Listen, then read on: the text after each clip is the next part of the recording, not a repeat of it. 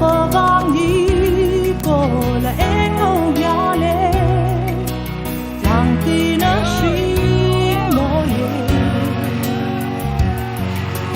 nung gió lên tiếng xẹt hình dáng môi ăn vô